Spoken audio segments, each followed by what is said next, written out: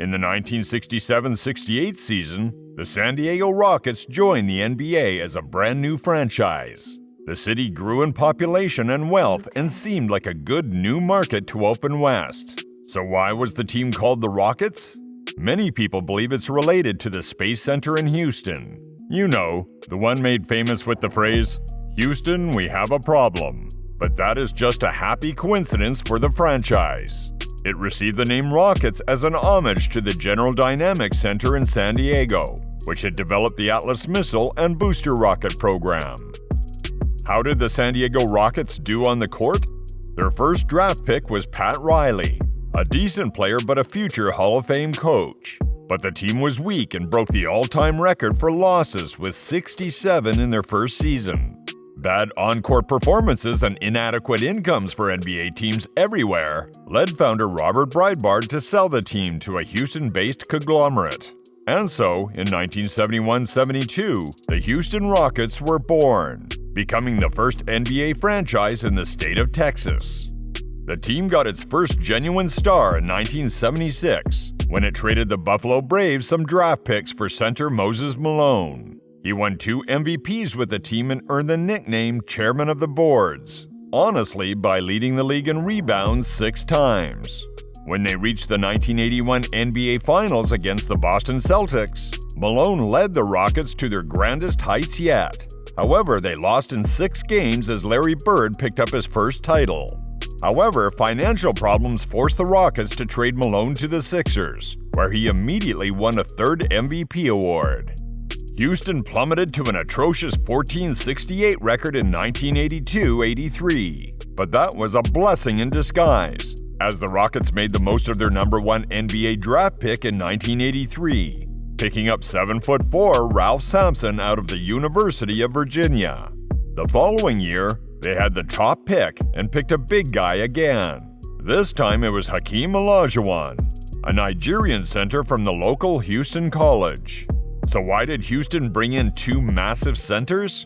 The idea was to collect enough muscle and size to counter Kareem Abdul-Jabbar and the Lakers to make a run for the best team in the West. With the Twin Towers at the helm, the Rockets returned to the playoffs in the 1984-85 season.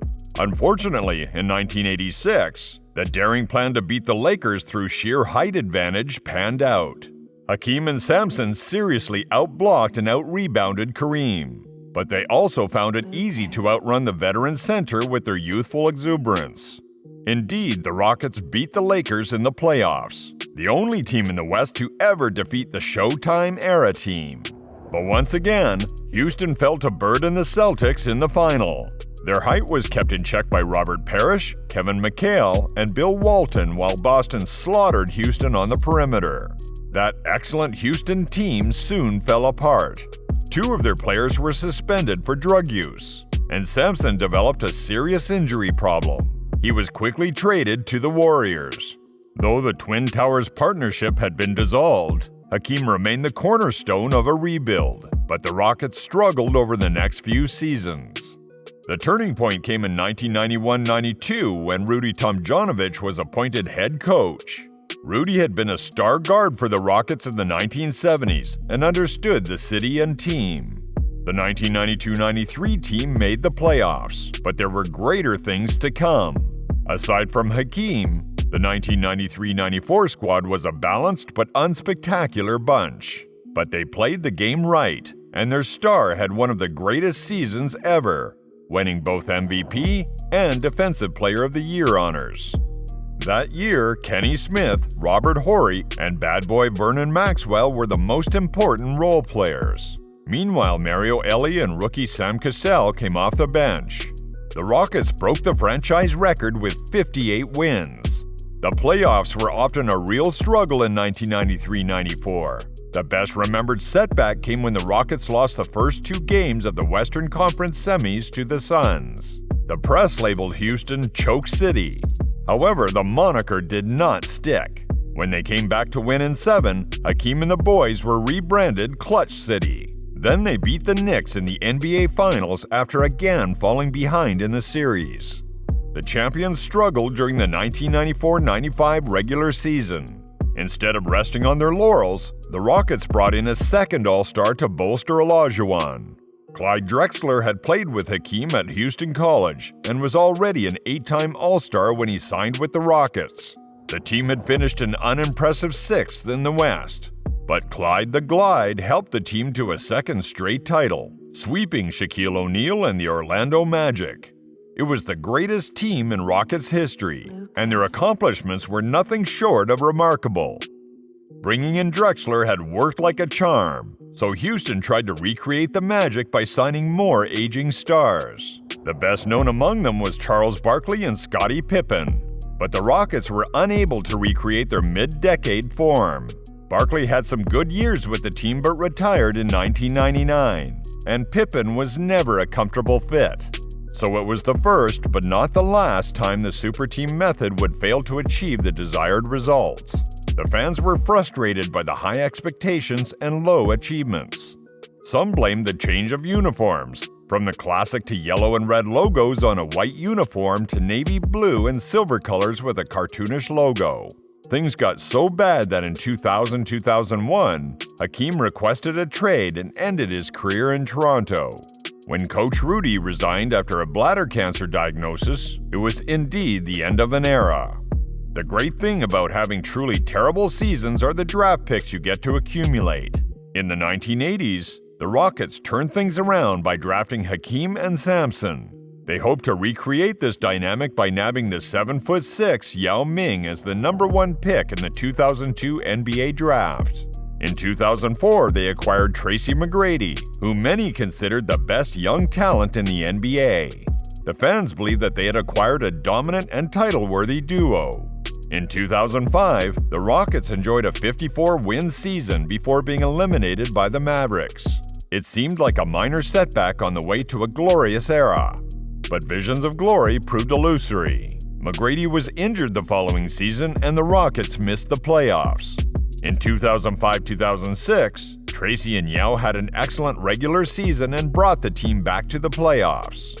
However, in the first round, they lost a hard-fought series in 7 to the Utah Jazz. The following year, they did better, even though Tracy missed the postseason.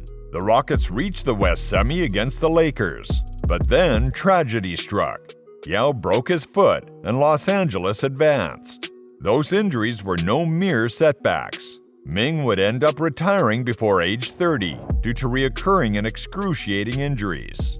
The loss to the game was immeasurable, but Shaq said he was very agile. He could play inside and outside, and if he didn't have those injuries, he could have been up there in the top 5 centers ever to play the game. Meanwhile, McGrady started a downward spiral into mediocrity and early retirement. The fans were devastated, but it was time for another radical rebuild. The team patiently rebuilt and had to do so without high draft picks. Therefore, the process was slow. But in 2012-13, Houston traded for James Harden. Though primarily a bench player for the Oklahoma City Thunder, Harden was named 6th Player of the Year and was recognized as one of the most explosive offensive players in the NBA. Houston built the team around the bearded wonder and repaid them with some of the most exciting performances ever. James was an all-star every year for Houston. He won the MVP in 2018, averaged over 30 points per game 3 times, and above 10 assists twice. The team added Dwight Howard as a free agent in 2013, and once again, Houston had 2 first-rate stars on the roster. It took a while for the new team to gel, but they had a stellar 2014-2015 season. They won the division and beat the Mavs and Lakers before being bounced by the Warriors in the conference finals. Houston would continue to make the playoffs in the following years, but seemed unable to blossom into genuine contenders. Howard left in 2016-17, but the Rockets reinvested the money into point guard Chris Paul. The man they call the Point God had already proven to be the best point guard in the game with the Clippers. At first, the Harden-Paul combo worked together well and won 65 games together, a franchise record. But they were again bounced by Curry and the Warriors in the conference finals. 2017-18 was Groundhog Day, as Golden State eliminated the Rockets in another hard-fought series. Due to tensions between Harden and Paul, the Rockets front office traded the latter for another superstar point guard. Russell Westbrook, who had played with Harden previously for Oklahoma, took CP3's spot. The two former Thunder stars played incredibly dynamic basketball together. Harden and Westbrook were the first teammates in NBA history to average over 30-plus points and 5 assists per game. However, the Rockets were eliminated by the Lakers in the playoffs. What happened next was pretty ugly. Harden reported late to training camp the following season, claiming he had COVID. But the superstar was seen partying all over the place. He was soon traded to the Brooklyn Nets. James did not take responsibility for his inability to win a title with Houston. After moving to the Nets, he explained, "I felt like we didn't have a chance. So as much as I love the city of Houston, loved being there, at this point in my career, it's not about money. It's not about anything else. It's about having a chance of reaching the ultimate goal." The Rockets currently have the worst record in the NBA, but that may be a blessing, just like it was back in the mid-1980s. They drafted shooting guard Jalen Green with the second pick in the 2021 draft. He has teamed up with Kevin Porter Jr. as one of the league's most devastating outside shooting duos. They also got a couple of talented kids in Usman Garuba and Josh Christopher. Last year, they picked power forward Jabari Smith Jr., who is already averaging 12 points per game in his rookie season. Smith has also helped Houston become one of the best rebounding teams in the league. Another high pick in the 2023 draft could provide Houston with a quality core for the next decade. But Rocket fans are sick of pipe dreams. They want to shoot into the stars, but preferably without crashing and burning this time.